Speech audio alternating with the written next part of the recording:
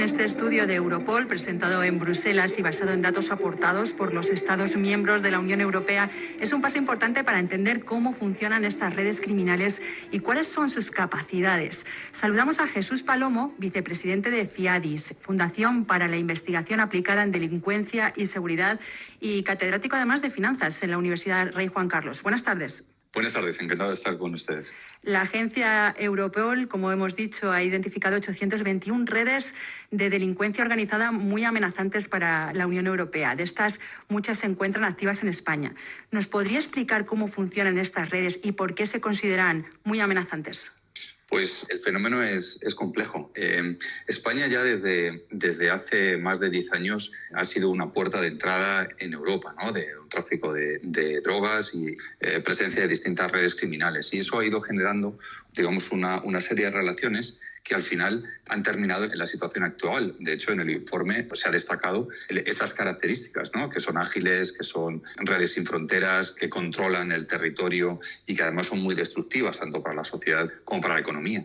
Y entonces esa actividad que se venía dando en España al final es permeable y por eso estamos en esa situación actual en la que, bueno, pues en España tenemos colaboración con innumerables tipos de redes, redes belgas y holandesas, redes del este de Europa, redes del Báltico, con mafias italianas que ya desde hace más de 10 años estaban presentes. Las 5 grandes familias ya estaban presentes en España. Es el único país distinto de Italia donde estaban presentes redes rumanas, redes de Marruecos, polacas, albanesas, georgianas, turcas, chinas, y toda esa actividad que se viene realizando en España al final, pues tanto por actividad de redes con origen en otros países como ya las propias formadas por ciudadanos españoles, pues es la situación que tenemos ahora. Uh-huh.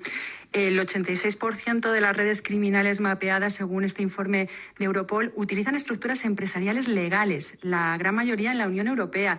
¿De qué modo están en este sistema legal? ¿Cómo se han implicado? ¿Cómo funciona esto? Desde hace años se venía analizando el fenómeno del crimen organizado, en el que primero se analizaban lo que son la actividad criminal, si es tráfico de drogas, tráfico de armas, tráfico de seres humanos, etcétera, y después se veía el impacto que esto tenía en la sociedad y en la economía. Y nosotros desde hace tiempo, en distintos proyectos que he tenido la suerte de dirigir, proyectos europeos, tratábamos de defender que el fenómeno es puramente económico. Por tanto, primero se debe buscar que el fin de esta actividad criminal es económico. Lo que pasa es que para obtener esos réditos ilícitos económicos llevan a cabo una actividad ilícita, una actividad criminal.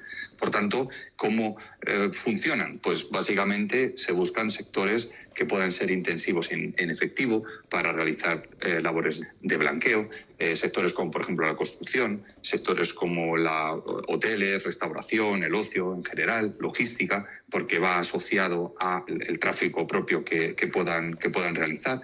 Blanqueo, pues hay infiltración en el sector inmobiliario, en el sector del retail y en general, como decía, en negocios que son intensivos en efectivo. Es decir, todo aquello que facilite lo que es la obtención de esos beneficios ilegales a partir de esos delitos que hacen estas redes. Uh-huh. Hemos hablado antes de 821 redes de delincuencia organizada peligrosa aquí en la Unión Europea. ¿Cómo y por qué está creciendo tanto? ¿Hay más ahora que antes? Sí, hay más redes, aunque se está haciendo un esfuerzo muy grande desde Europol de colaboración y desde la Unión Europea, ¿no? para generar distintas directivas que sean más efectivas, pero se está dando el fenómeno en el cual la resiliencia que tienen estas redes es muy alta. O sea, hay un 34% de 280 grupos que consiguen vivir más de 10 años. Y uno puede ver el control que puede ejercer en un territorio o incluso en administraciones públicas o a través de corrupción o a través de modificar la libre competencia en un determinado sector, cómo han conseguido construir esa resiliencia para ser capaces de funcionar durante más de 10 años, ¿no? Entonces, ¿cómo han conseguido esto? Pues mediante una especialización. La mayoría de las redes, más del 90%, se concentran en una actividad delictiva. Hay muy pocas, lo raro es que se dediquen a más de una actividad y tratan de controlar desde principio hasta fin todo lo que es el proceso criminal. de su actividad. Y de esa forma se han especializado tanto que consiguen ser ágiles, trabajar sin fronteras, controlar, como decía, ese territorio, instituciones o funcionarios públicos, o consiguen sobrevivir y además tienen un impacto grande en la sociedad. Para terminar, ¿qué importancia tiene la cooperación internacional para luchar contra estas redes criminales? Según lo que nos está contando, parece como que a lo mejor no se está siendo lo suficientemente diligente a la hora de perseguirlo.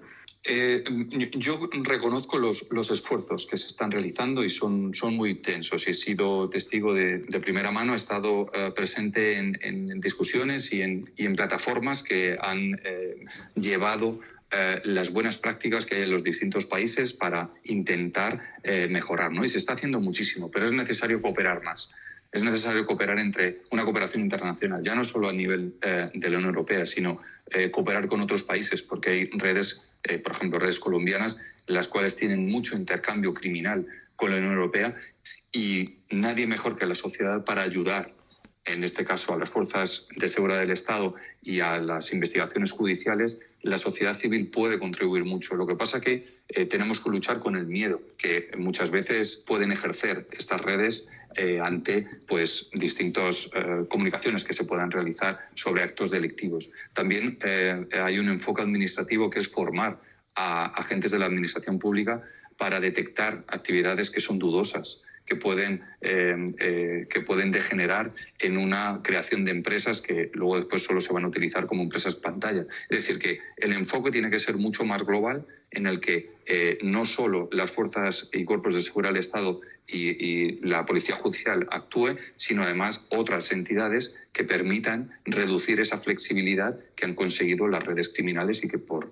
tanto, desde el Estado la lucha tiene que ser muy flexible, ¿no? Y eso implica que haya muchos agentes involucrados en esta lucha contra el crimen organizado. Pues nos quedamos con esa llamada a la sociedad civil en esta lucha contra el crimen organizado. Es un tema muy serio y que se puede complicar mucho. Jesús Palomo, vicepresidente de FIADIS, Fundación para la Investigación Aplicada en Delincuencia, muchas gracias por haber estado en Europa Abierta.